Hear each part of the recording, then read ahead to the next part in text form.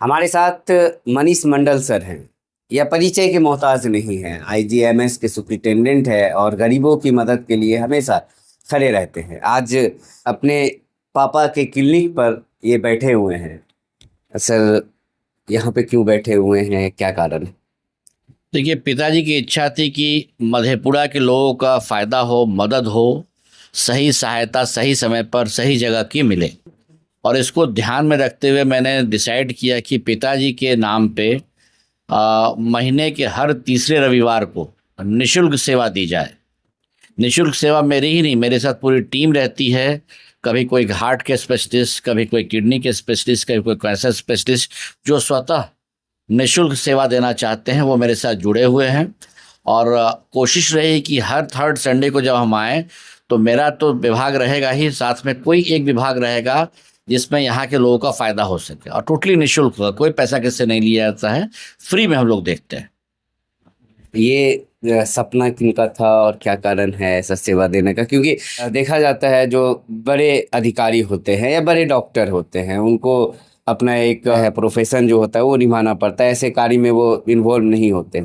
लेकिन ये कैसे आपको आइडिया है ऐसा करने? हिंदी में कहावत है, जहाँ का चाह वहाँ राह। चाहत होनी चाहिए, where there is a will there is a way. तो चूंकि मेरे पिताजी ने 40 साल मधेपुरा को दिया है, 40 साल यहाँ प्रैक्टिस की है और कोशिश किया है कि लोगों की यहाँ सेवा हो।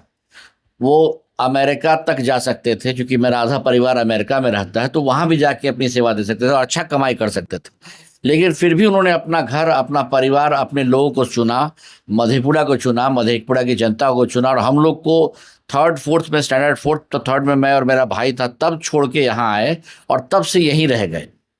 क्योंकि उनका कमाना जरिया नहीं था, उनका जरिया था लोगों की सेवा करना, और वही उन्होंने किया। आप चाहे किसी भी तबके में चले जाइए, उनकी चाहत लोगों में आज भी बरकरार है।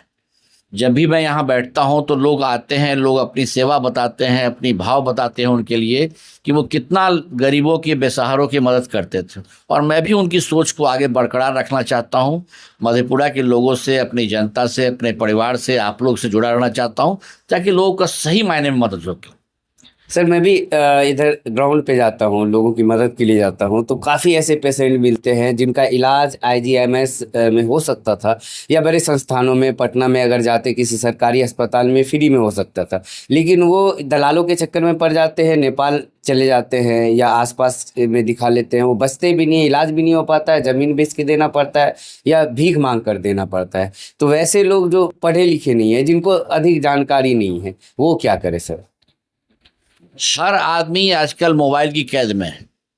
अगर आप मोबाइल आपके पास है तो आप यहाँ अपने गांव में बैठे आईजीएमएस में रजिस्ट्रेशन करा सकते हैं, आईजीएमएस की वेबसाइट पे जा सकते हैं। तो आपके माध्यम से लोगों को मैं पहचाना चाहूँगा कि आप अपने घर से रजिस्ट्रेशन कर लीजिए, अपना डॉक्टर चुन सकते हैं, अपना विभाग चुन सकते हैं।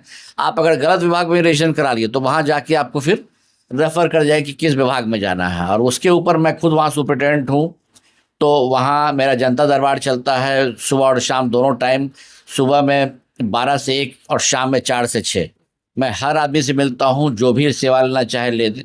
बल्कि जो लोग मिलने आते हैं, 40% मधेपुरा, सहरसा, पूर्णिया, अररिया से ही लोग रहते हैं।